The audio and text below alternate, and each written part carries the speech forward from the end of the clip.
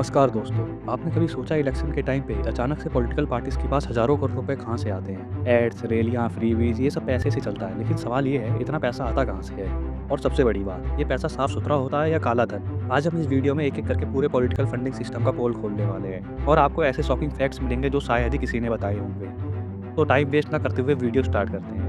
देखो, पॉलिटिक्स और पैसा साथ साथ चलते हैं। जो कैंडिडेट जितना ज़्यादा पैसा लगाएगा उसकी जीतने के चांसेस उतने ही बढ़ जाएंगे। लेकिन अब सवाल ये है कितना पैसा आता कहाँ से है? चलो हम इस वीडियो में अब 3 पॉइंट डिस्कस करते हैं। पहला, बिग कॉर्पोरेट्स और इंडस्ट्रियलिस्ट, मतलब इसमें बड़े-बड़े बिजनेस हाउसेस इलेक्शन में पैसा डालते हैं ताकि उन्हें बाद में कॉन्ट्रैक्ट्स और पॉलिसी फेवर्स मिल सके। मतलब एक तरह से वोट खरीदने के लिए एक सोफिस्टिकेटेड तरीके से चाल चली जाती है बिजनेसमैन के द्वारा। और अब दूसरा सोर्स है इलेक्टोरल बॉन्ड्स। इसे तो मैं सबसे बड़ा घोटाला मानता हूँ। ऐसा क्यों? ये मैं अभी आपको बताता हूँ। 2018 में गवर्नमेंट ने इलेक्टोरल बॉन्ड स्कीम शुरू की थी ताकि पॉलिटिकल डोनेशंस ट्रांसपेरेंट हो जाएं। बट रियलिटी में हुआ क्या? पैसा तो आया, लेकिन देने वाले कौन है ये सीक्रेट हो गया। मतलब कोर्ट किस पार्टी को फंड कर रहा है ये किसी को नहीं पता।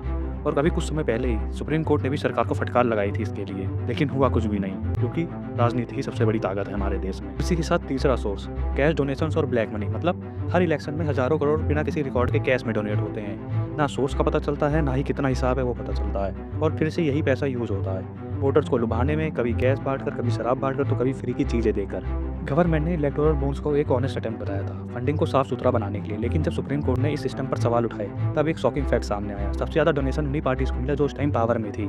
मतलब जो सरकार में होती है उसी के सबसे ज्यादा फायदा होता है अगर ये पैसा कॉर्पोरेट डोनेशंस के रूप में आता है, लेकिन पब्लिक को कभी नहीं पता चलता कि पैसे का सोर्स क्या है। और अब सवाल आता है कि इन सबको रोक कौन सकता है? देखो, इलेक्शन कमीशन का काम फेयर इलेक्शंस कराना है, लेकिन सिस्टम ही ऐसा बना दिया गया है कि ब्लैक मनी को पूरी तरह रोक पाना इम्पॉसिबल है। और इलेक्शन 2024 में इलेक्शन कमीशन ने 3400 करोड़ से ज़्यादा का ब्लैक मनी पकड़ा था, लेकिन सोचो जो पकड़ा गया वो सिर्फ एक छोटी सी टिप है। असली खेल तो पर्दे के पीछे चलता है कि इससे कितना बड़ा अमाउंट होगा जो पकड़ा नहीं गया।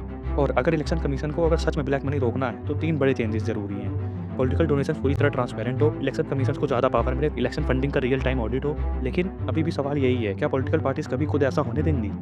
और लास्ट में दोस्तों मैं यही कहना चाहूँगा, इंडियन पॉलिटिक्स और ब्लैक मनी एक दूसरे के बिना अधूरे हैं। जब तक हम एज वोटर्स जागरूक नहीं होंगे और क्लीन पॉलिटिक्स की डिमांड नहीं करेंगे, तब तक ये सिस्टम चलता रहेगा। आपको क्या लगता है, क्या इलेक्टोरल बॉन्ड्स एक फ्रॉड है या फिर एक जेन्युइन अटेम्प्ट है ट्रांसपेरेंसी लाने का? कमेंट करके अपनी राय जरूर बताएं। और ऐसे ही वीडियोज़ के लिए सब्सक्राइब करिए कुबेर पथ को।